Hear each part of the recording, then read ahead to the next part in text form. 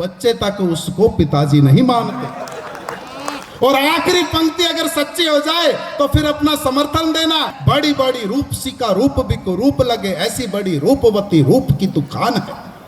कि बड़ी बड़ी रूपसी का रूप भी कुरूप लगे, ऐसी बड़ी रूपवती रूप की तू खान है, पर ऐसे रूप का मैं डालूंगा का चार क्या। वो मेरे को याद आता है, एक बार हवाई जहाज में एक तोता और बंदर सफर कर रहे थे। अचानक तोते को शरारत सूझी, उसने घंटी बजा दी। तुरंत आई एयर होस्टेस, हाँ जी बताइए सर मैं आपकी क्या मदद कर सकती हूँ। तोता बोला मैं तो मजे ले रहा था। बंदर ने देखा यार ये मजे लेने की ये टेक्निक तो बहुत बढ़िया, तू भी ट्राई कर। बंदर ने भी घंटी बजाई, तुरंत फिर आई एयर होस्टेस, हाँ जी बताइए सर मैं आपकी क्या सेवा कर सकती हूँ। बंदर भी बोला मैं तो मजे ले रहा था। अब भाई साहब उनको मिल गया खेल, कभी तोता घंटी बजाए कभी बंदर घंटी बजाए। जैसे ही एयर होस्टेस आए मैं तो मजे ले रहा था। अब एयर होस्टेस हो गई परेशान, उसने जाकर के कर दी पायलट से शिकायत। पायलट को आया गुस्सा, बोला दोनों को नीचे फेंक दो।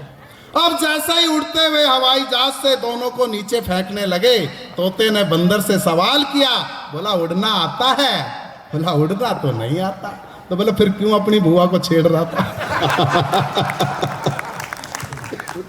कि बेरुखी में मजा नहीं आता, बेबसी में मजा नहीं आता, और जब तलक मार पड़ नहीं जाती, आशिकी में मजा नहीं आता। और फायदा हो करोड़ों का वरना धांधली में मजा नहीं आता, और जिसने पाई नई नई शोहरत, सादगी में मजा नहीं आता। बेबसी में मजा नहीं आता, बेरुखी में मजा नहीं आता। ये दीपक जी बता रहे थे, हरियाणा से आया। परंतु भाई साहब हरियाणा वाले बेबसी में भी मजा लेना जानते हैं और बेरुखी में भी मजा लेना जानते हैं। आपको ध्यान होगा 92 के आसपास हरियाणा में बाढ़ आई थी, बहुत जबरदस्त। हमारे शहर के पास का एक गांव बिल्कुल डूबने के कगार पर आ गया। सेना की मदद मांगी गई, सेना के हेलीकॉप्टर आए गांव वालों को सुरक्षित बाहर निकालने के लिए। पूरे 4 घंटे तक बचाव अभियान चलता रहा। आखिर में कमांडर ने सरपंच को बुला लिया, बोला मुझे बताया था आपके गांव में 500 लोग रहते हैं, 1500 लोगों को निकाल चुके हैं हम और अभी भी 500 नजर आ रहे, गड़बड़ क्या है? सरपंच बोला देखो साहब गुस्सा मत करना, ये बेचारे गांव के गरीब भोले भाड़े लोग हैं, पैदल सफर करते हैं, बैलगाड़ी में घोड़ा गाड़ी में सफर करते हैं। बोला इन्होंने आज तक कार की शक्ल नहीं देखी और आप इनको हेलीकॉप्टर में लेके जा रहे हो। बोला जहां छोड़ के आते हो तैर के फिर वापस आ जाते हैं। और बोला भगवान कसम 2 बार तो मैं भी आ चुका हूं।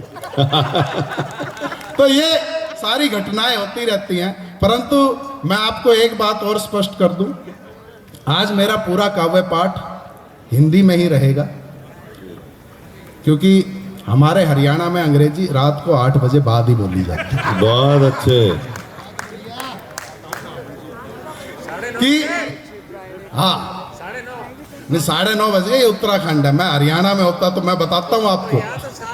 हरियाणा में हमारी कहावत है, सुनिए, कि 4 पैग मारकर पेले ना अंग्रेजी कोई, तब तक उसको शराबी नहीं मानते। कि 4 पैग मारकर पेले ना अंग्रेजी कोई, तब तक उसको शराबी नहीं मानते। रस में निबट जाए फूफा के बखेड़े बिना, रस में निबट जाए फूफा के बखेड़े बिना, ऐसी किसी शादी को तो शादी नहीं मानते।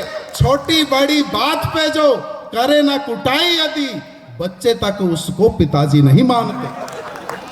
और आखिरी पंक्ति अगर सच्ची हो जाए तो फिर अपना समर्थन देना कि छोटी बड़ी बात पे जो करे ना कुटाई यदि, बच्चे तक उसको पिताजी नहीं मानते। और ऊपर की कमाई का चलन हुआ यूं आज, इसको चरित्र में खराबी नहीं मानते। इसको चरित्र में खराबी नहीं मानते। मैं देख रहा हूं काफी संख्या में यहाँ पर मातृशक्ति भी बैठी है। आपकी उपस्थिति को भी मैं नमन करता हूं, और मैं तो मातृशक्ति के सम्मान में, महिलाओं के सम्मान में सिर्फ इतना ही कहना चाहता हूं कि आजकल महिलाएं भी इतनी तरक्की पा गई कि देखते ही देखते सारे जहां में छा गई। कि आजकल महिलाएं भी इतनी तरक्की पा गई, देखते ही देखते सारे जहां में छा गई। रेल बस एरोप्लेन सब कुछ चला सकती हैं ये, बनकर कमांडो दुश्मनों के छक्के छुड़ा सकती हैं ये। खेल में व्यापार में इनका ही अब सिक्का चले। क्या है कोई विभाग जो इनके बिना आगे बढ़े? क्या है कोई विभाग जो इनके बिना आगे बढ़े? दमकल विभाग में मगर आती नहीं है ये नजर। दमकल विभाग, फायर ब्रिगेड नहीं है ये नजर, क्योंकि माना कि ये सारी दुनिया कदमों में झुका भी सकती है, पर आग बुझाना काम नहीं इनका। बस आग लगा ये सकती है। हाँ, ये बता रहा है कि देहरादून में भी कोई एक्सेप्शनल केस नहीं है, यहाँ पर भी आग लगी हुई है बराबर की। और भाई साहब, हमारे घर में तो आज से 26 साल हो चुके हैं मेरी शादी को। 26 जनवरी को मेरी मैरिज एनिवर्सरी होती है। पिछले साल सिल्वर जुबली थी, कि शादी की सिल्वर जुबली पर हम दोनों ने मंदिर जाकर श्रद्धा से नवाया शीश, एक दूजे के वास्ते ईश्वर से लिया आशीष, कि तभी मेरी पत्नी के हृदय में कुछ प्रेम भाव जागा और बांधने लगी वो मन्नत वाला धागा। पर न जाने क्या सोचकर वो धागा बांधते बांधते रुक गई। थोड़ा सहमी, फिर ठिठकी और 2 कदम पीछे हट गई। ये नजारा देखकर मैं हुआ बहुत हैरान। बोला, मेरी जान, क्यों बदल दिया इरादा? मन्नत वाला धागा क्यों नहीं तुमने बांधा? वो बोली, है नाथ, मैं मांग रही थी भगवान से कि आपकी जिंदगी से तमाम मुसीबतें हटा दे। फिर ये सोचकर रुक गई कि कहीं भगवान मुझे ही ना निपटा दे। परंतु दोस्तों, मैं सही बात बता रहा हूं। मैं महिलाओं का बहुत सम्मान करता हूं, बेटियों का बहुत सम्मान करता हूं, क्योंकि फलों से हो लदे जो पेड़ हरगिज तन नहीं सकते, कि फलों से हो लदे जो पेड़ हरगिज तन नहीं सकते, बिना बेटी कभी घर में तो उत्सव बन नहीं सकते। मैं दिल से बहुत सम्मान करता हूं बेटियों का, बहुत ज्यादा सम्मान करता हूं, और सबसे ज्यादा अपने ससुर की बेटी का सम्मान करता हूं, और उससे भी ज्यादा अपने ससुर की छोटी बेटी का सम्मान। भाई साहब, कभी भी सम्मान को ना मटिया मेट कर सकती है। आपने देखा होगा, शादीशुदा आदमी की जिंदगी में एक सवाल ऐसा होता है जिसका जवाब देना उसे मुश्किल पड़ जाता है। जब पत्नी अपने पति से यह सवाल कर ले कि मैं कैसी लग रही हूं। भाई साहब, एक दिन मेरी घरवाली ने भी मुझसे पूछ लिया, बोली मैं कैसी लग रही हूं? लेकिन बहुत सुंदर लग रही है। बोली नहीं सही बताओ। मैं कि अब सही तेरे को पता है तो मेरे मुंह से क्यों सुनना चाह रहे? नहीं, मेरा मतलब है तुम कवि हो तो कविता के रूप में ही मुझे बताओ मैं कैसी लग रही हूं। मैं कि चल तो सुन फिर। मैंने कहा, हिरणी सी तेरी चाल, नागिन से तेरे बाल, कोयल सी बोली तेरी दिल को लुभाती है। कि हिरणी सी तेरी चाल, कोयल सी तेरी, हिरणी सी तेरी चाल, कोयल, हिरणी सी तेरी चाल, क्या था? हाँ, बुलवा बेटा, पत्नी का नाम लेगा तो यही दहशत तेरे चेहरे पे भी रहेगी और वाक्य में भी अच्छे हो जाते हैं भाई साहब। और मैं बताऊं, ऐसा नहीं है, भूल जाता है कई बार कभी। और मैंने लाइव चला रखा है बेटा। हाँ, लाइव चला रखा है। मैं पता है, मैं तभी घबरा रहा था थोड़ा, सामने मुझे कैमरा नजर आ गया। मैं कि वो भी देख रही होगी कहीं ना कहीं बैठ करके। परंतु कई बार हो जाती है परिस्थितियां, और ऐसी कोई बड़ी बात नहीं है, बड़े बड़े कवि भूल जाते हैं। लाल किले का कवि सम्मेलन सबसे बड़ा कवि सम्मेलन माना जाता है भाई साहब। और वहां पर एक ऐसा कवि जो पिछले 40-50 सालों से मंचों पर परफॉर्म कर रहा है, कवि सम्मेलनों में, देश में, दुनिया में, सब जगह कविताएं सुना रहा है, जिसका नाम है, रुतबा है, वो भाई साहब पहली पंक्ति के बाद ही कविता भूल गया। अब वहां पर क्या हालात पेश हुए वो मैं आपको बताता हूं। अब कवि साहब आए माइक पर, उन्होंने कविता पढ़नी शुरू की। बोला, चौराहे पर खड़ा कुत्ता,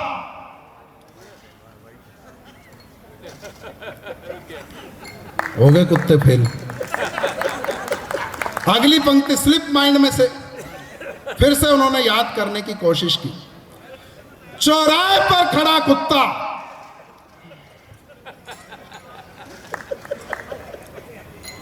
अब भाई साहब वो नई कविता थी और उसकी पर्ची लिख कर लाए थे। मैं तो अपनी सारी रखता हूं साहब, वो पर्ची भी रहेगी घर में दूसरी पैंट में। अब परेशान, परंतु पब्लिक शांत पूरी। उनको लग रहा है कोई नई कविता है, इसमें पोज लेकर के जबरदस्ती कोई सस्पेंस क्रिएट किया जा रहा है।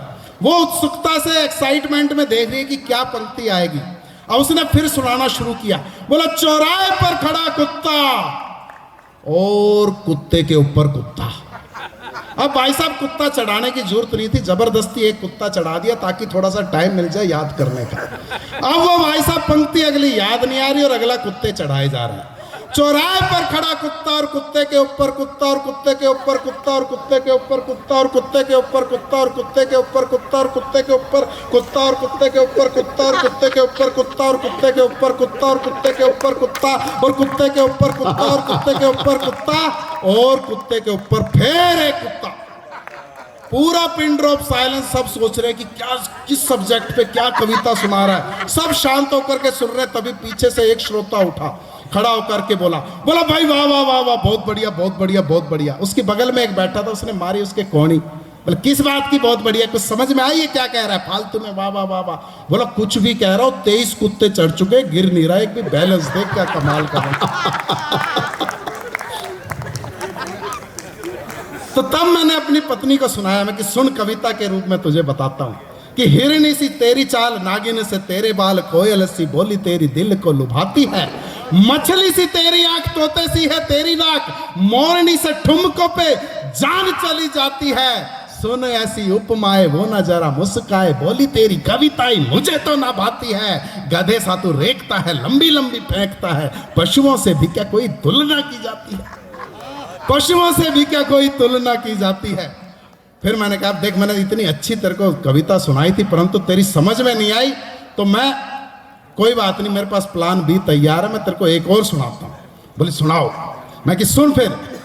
मैंने कहा अखियों से गोली मारे होठ मानो हो अंगारे, कि अखियों से गोली मारे होठ मानो हो अंगारे, लड़की नहीं है तू बारूद की दुकान है। मैंने कि रुक, करेक्शन करनी पड़ेगी। मैंने दोबारा सुना। बोले हाँ सुनाओ। मैं कि अखियों से गोली मारे होठ मानो हो अंगारे, औरत नहीं है तू बारूद की दुकान है, तुझसे ही रोशन है मेरी सूनी जिंदगानी, दिन में दिखा दे तारे ऐसा तू तूफान है, कि तुझसे ही रोशन है मेरी सूनी जिंदगानी, दिन में दिखा दे तारे ऐसा तू तूफान है, बड़ी बड़ी रूपसी का रूप भी कुरूप लगे, ऐसी बड़ी रूपवती रूप की तू खान है, कि बड़ी बड़ी रूपसी का रूप भी कुरूप लगे, ऐसी बड़ी रूपवती रूप की तू खान है, पर ऐसे रूप का मैं डालूंगा अचार क्या, कैंची से भी तेज चले तेरी ये जुबान है, कैंची से भी तेज चले तेरी ये जुबान है। परंतु दोस्तों सच कहता हूं मैं, ये बेटियां हैं, महिलाएं हैं, तभी घर की रौनक है, महफिलों की रौनक है। तब 4 पंक्तियां बेटियों के लिए निवेदित करना चाहता हूं कि चिड़िया चहकती हैं, फूलों सी महकती हैं, घरों को तो गुलजार करती हैं बेटियां। ये जितनी भी बेटियां यहाँ बैठी हैं, अंतिम 4 पंक्तियां आप लोगों के बीच में रख करके अपना स्थान लूंगा।